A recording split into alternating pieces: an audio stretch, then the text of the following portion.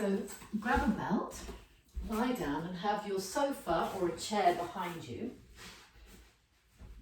Lie down on your back, have your knees bent,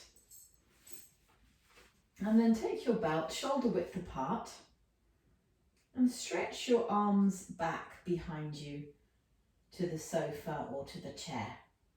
So you're really working on keeping the arms straight and the elbows in. So you can do a few repetitions.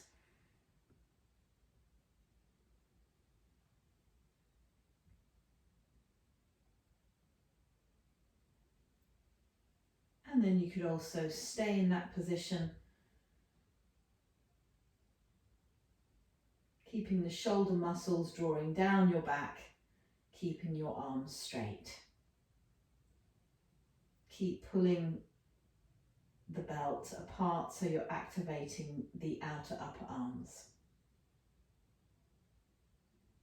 And then bring your arms down, and over time you'll be able to take your hands much lower, keeping the arms straight. But for now, stay with that height because then you're working the arms correctly. And then we'll do the same thing standing. So take your time to roll to your side and come up to standing.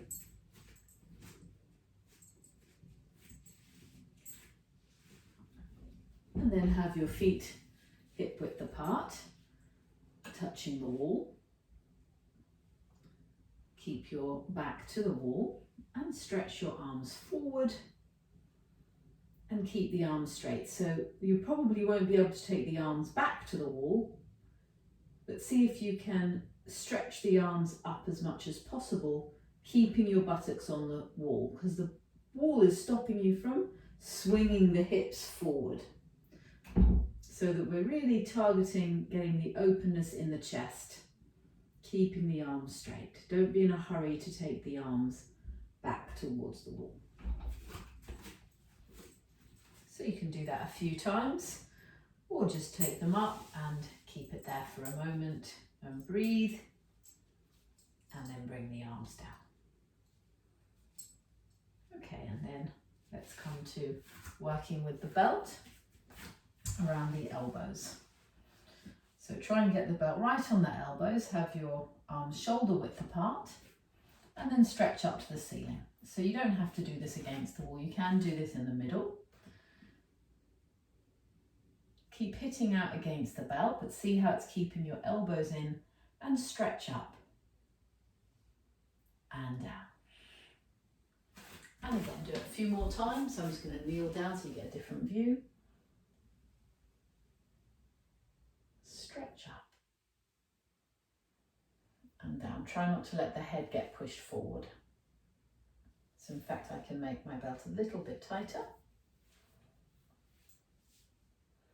So spread the chest, stretch the arms, stretch the fingers, and stretch the sides of your body up as you stretch your arms up. Keep the palms facing each other. And breathe. And bring your arms down. Then we'll take the hands behind the back. So this time just hold the belt behind you. And yes, we can do it in the middle of the room like this, just holding the belt and rolling the shoulders back. But if you've already practiced that, I'm showing you the next stage, which is having your hands up on a height. So this chest of drawers here is giving me a bit more of a lift so I can roll my shoulder bones back and lift my chest. So have a go at that, then release. Now try holding on to a ledge. So I've got these two knobs here, one on this drawer, one on this drawer. A radiator is quite good, or the top of a little fireplace. You can hook your fingers. The main thing is that you can hold it and then you can roll your shoulders back. But take care that you're not swinging the pelvis forward. So it's like you're turning on the chest. So you're rolling the shoulder bones back.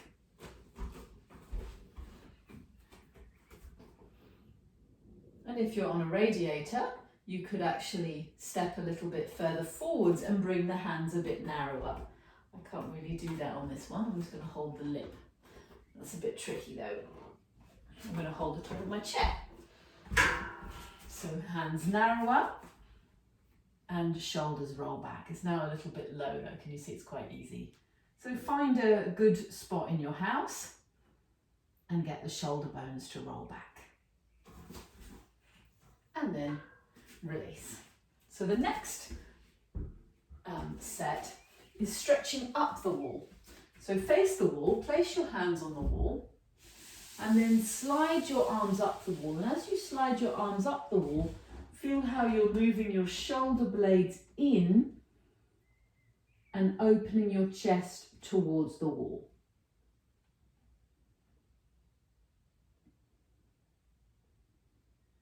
Be careful that you're not swinging the hips and that you're just getting this openness in the chest. So you're moving your chest towards the wall. And slide your hands down. And then again, slide your hands up. And move your chest in towards the wall. Try not to let your head rest forward.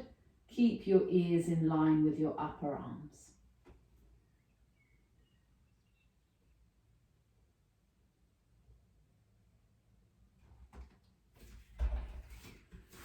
And slide your arms down the wall. And then we're coming to downward facing dog pose. So we've got two different methods. The first method is with your hands on a chair or a sofa. So have your chair against a wall or a sofa, or use a sofa which is fixed. Place your hands, step back, then push your hands into the sofa or to the chair and stretch back. So you're getting a similar opening in your chest. And then come forwards and stand. Then the second method is with your hands on blocks. So you're placing your thumbs against the wall and you're turning your index fingers out. So they press against the wall like this. Thumbs into the wall, index fingers out. So you're pushing into the wall and then stretch back. Get that openness in your chest like you did at the wall. And then come down. And then stand up, and we'll do that one with the wall again. So feeling the similarity in the two actions. So sliding your hands up the wall, opening your chest towards the wall.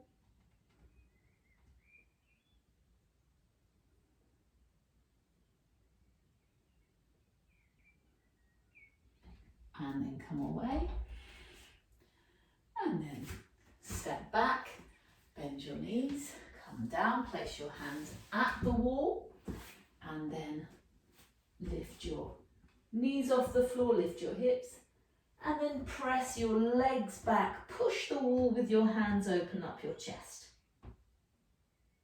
And you can just let your head be. And then come down.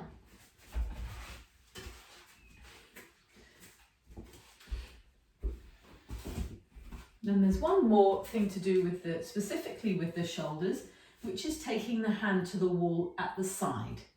So I'm standing side onto the wall and I'm going to place my hand at shoulder level and spread the palm and try and straighten the arm. And then do this with me, turn the hand so that the hand is turning back, so the index finger is turning towards 3 o'clock, so it's clockwise, turning clockwise. And feel how that turn is happening in your shoulder. And breathe.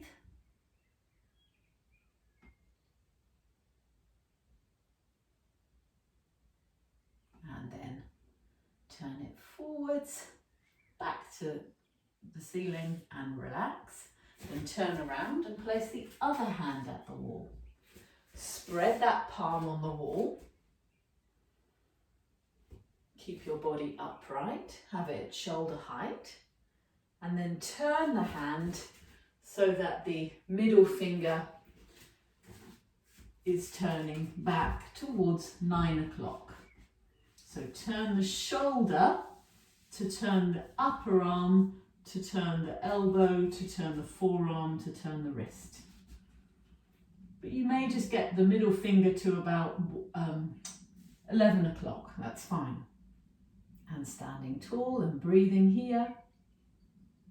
Feeling how it's working right into the shoulder blade.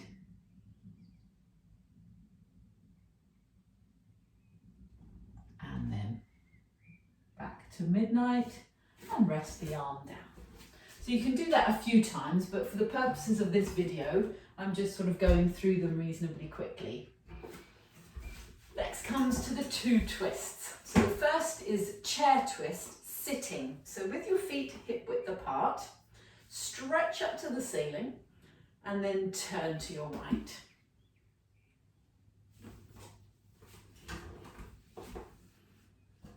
Keep your legs steady and take that back hand wherever is comfortable. You may be able to hold the front bar, but that might be too strong on the shoulder, so you may just want to bring it onto the back seat. Turn your tummy, your ribs, your chest, your shoulders, and keep the crown of your head in line with your tailbone, so you're not leaning forwards or leaning back. And center, then turning to the left, so reach your arms up to the ceiling.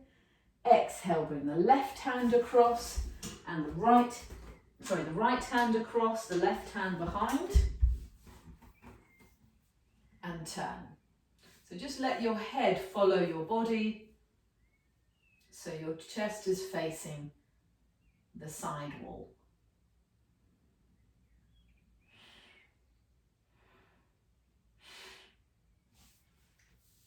And center. You can repeat that same one again, but I'm going to show you this side saddle one, so you've got a couple of options. So you may find actually sitting on a block is good, because sometimes seats have a dip and sometimes the seats are a bit low, and sitting on a block helps to lift your spine. Have your chair back on the right side, so sit with the chair back near your right arm. So spread the soles of your feet, keep your legs steady, reach up, and exhale, turn. Hold of the chair back like a steering wheel and turn your tummy, your ribs, your chest and your shoulders. Spread your elbows wide so you've got that lovely breadth across your back. Keep the crown of your head in line with your tailbone and breathe.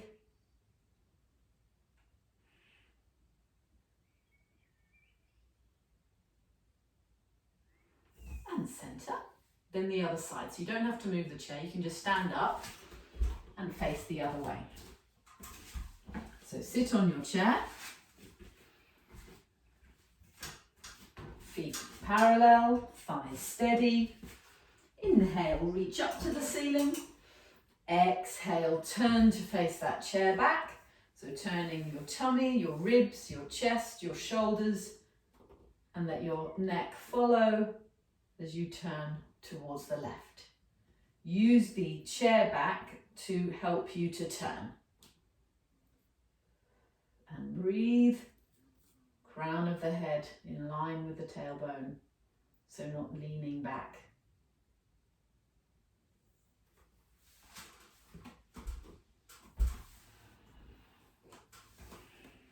And come back to the center and stand up. So the next one is a standing twist with the leg at the wall.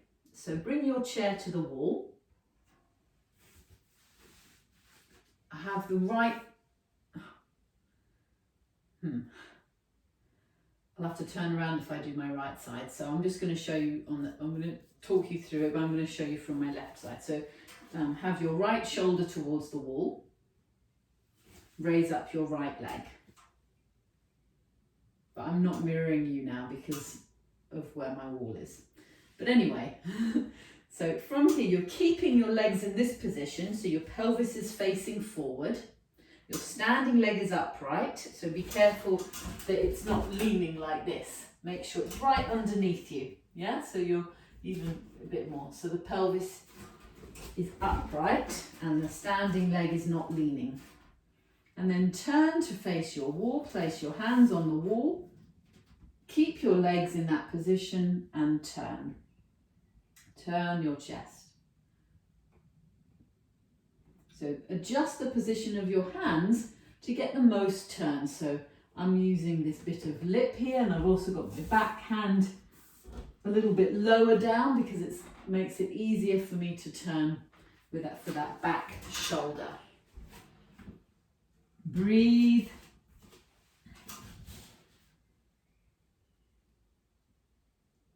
And center. Lower your leg. And then turn around. So you've got the left side of your body to the wall. So raise up your leg. And you can stretch up if you want to, just to get that height. Notice how my standing leg is directly under my hips. Then bring your arms down and turn. So the bottom hand a bit lower can often be a bit easier. And push the wall with that back hand and turn. Turn your chest. Try to keep your standing thigh pressing back so it's not swinging forwards. Spread your elbows, spread your chest and turn.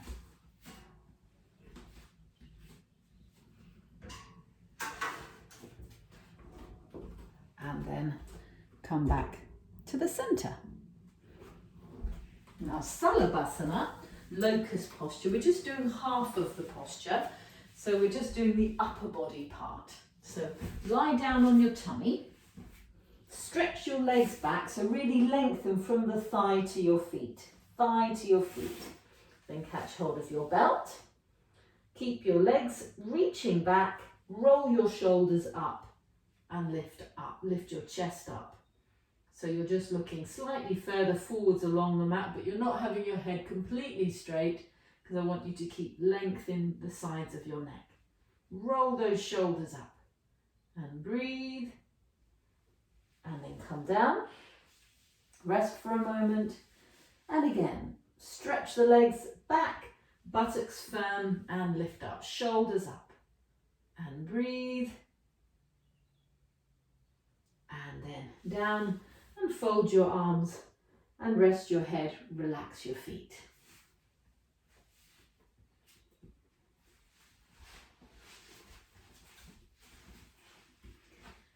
And then roll over onto your back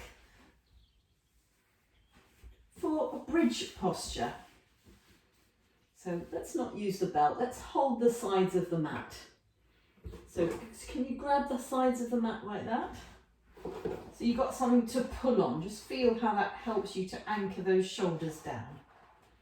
So just pause for a moment, enjoying that feeling of your back spreading on the floor. Your thighs are parallel, your feet are parallel. So you're going to keep your legs in that position, but now press your feet down and lift your hips up. So you're really using the muscles of the backs of your thighs and your buttocks. Press your feet down and lift your hips. And then can you tuck those shoulders under? And press your arms down, shoulders down, and lift up. Lift up.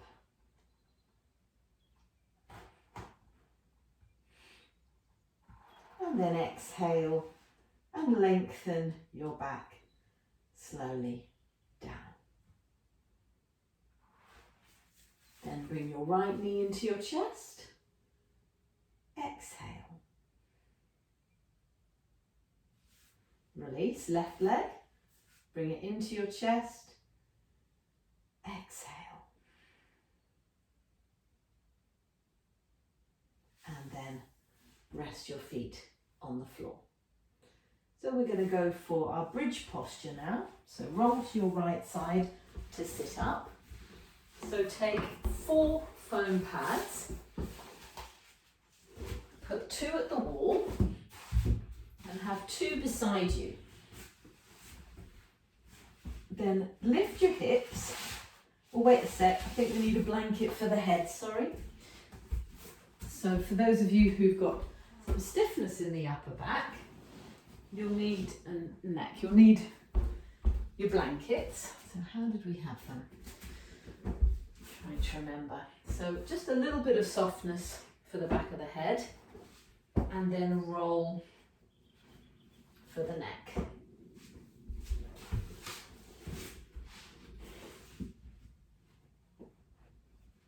So the head shouldn't be lifted up loads, but it is nice to have the neck supported. Then lift the hips, place the blocks, tuck the shoulders under. So this roll's a little bit big for me, it's kind of sticking up. So I'm going to come down and make the roll a bit smaller. So you're going to have to try and work out what's the right thickness. So I'm going to actually remove that blanket and just go for that. So lie down on your back and then sort out your head and neck area to begin with. Then lift your hips and place the blocks under your buttocks. Tuck your shoulders under. And then straighten your legs to the wall. And you might be a little bit close, so then you can just take your feet a little bit wider. And then straighten your legs. So the arms are turning out, which is bringing a lift to your chest. So your shoulder blades are lifting. So you're creating a bridge shape. You're not flat down like that. That would be very uncomfortable.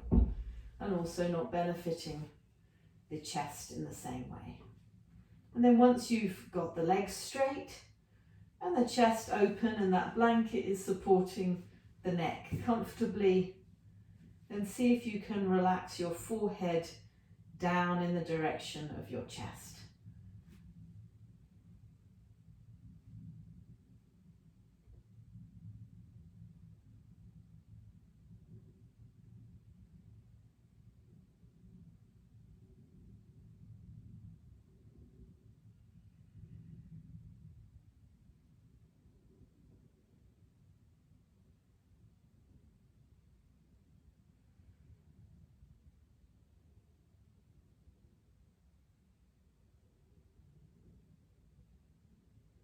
And then exhale, bend your knees, rest your feet flat on the floor with your knees bent. Then press your feet down, lift your buttocks up, move the blocks out from underneath you and lie down. And then roll over to your side. And we're going to do a kneeling forward bend. Now the setup that I'm going to show is for those who've got tightness in the ankles. You can even just put a foam pad there for the ankles, or you can put a rolled blanket. So rolled blanket, and then if you're finding it hard to get your bum down to your heels, you put your two blocks there so that you can get your bum down to your heels but your ankles are not screaming because the blanket's there. And then keeping that, stretch forward, and then you've got a block to rest your head on. So press into the floor to lengthen your whole back, but also enjoy that relaxation feeling in the head and the brain.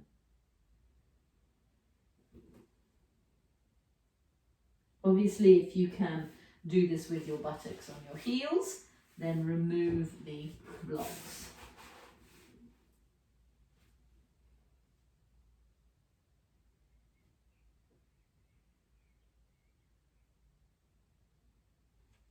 And if you can do with the shins on the floor, then remove the blanket.